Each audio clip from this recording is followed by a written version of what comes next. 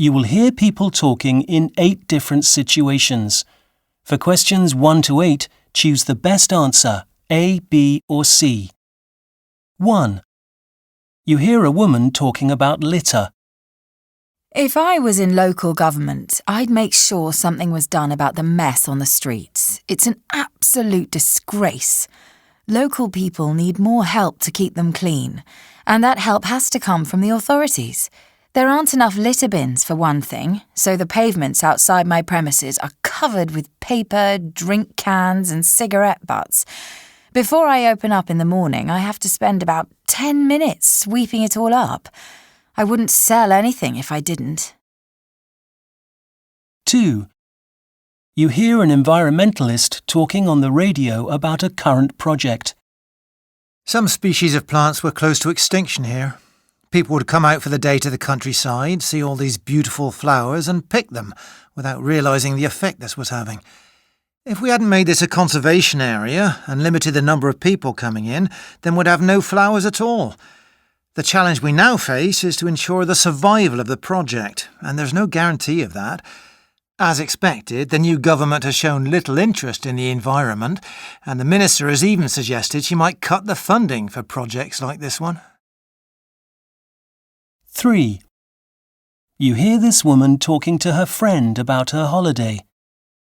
So, what was it like? Marvellous. Just what we were looking for. What, loads of lovely sandy beaches? If we'd wanted that, we'd have gone to one of the other islands and had to put up with all the crowds of sun worshippers and horrendous traffic. So, weren't there many tourists where you went? Well, there were quite a lot more than we expected, really. But it didn't matter, because with the ban on private cars, everywhere was so wonderfully quiet and peaceful. There were buses and taxis, but because the island's so small, we walked most of the time. 4. You hear 2 people talking on the radio about the use of cars in their town. The council wants to introduce a supplementary tax on car owners. Fine, but if we're serious about reducing pollution and easing traffic congestion, we need to reduce speed limits on the main roads coming into town and keep all cars out of the centre. That's all very well, but if you stopped cars from coming into the centre, shop and restaurant owners would be unfairly affected. Likewise, the council's plan would penalise those responsible people who leave their cars at home and use public transport to get about town. Forcing drivers to slow down seems the only reasonable option. But it's not enough on its own. 5. You hear a man talking on the radio. Violent storms swept across the south coast last night, causing widespread damage to property.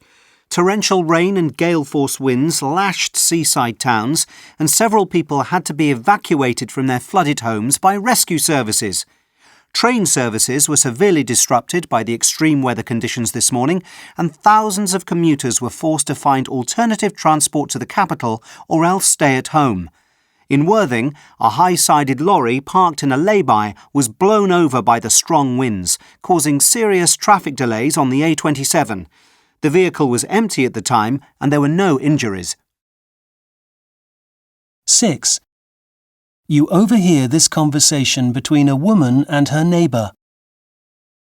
Hello, Peter. Have you got a minute? What's the problem, Jill? Well, my garden's in a terrible state. I lost quite a few plants last night. It wasn't our cat, was it? I do apologise. I really don't know what to do about him. No, it's all right. It was the wind. Didn't you hear it? It was blowing a real gale, uprooted all my roses and blew down most of the fence. Oh, I'm sorry to hear that. Not to worry.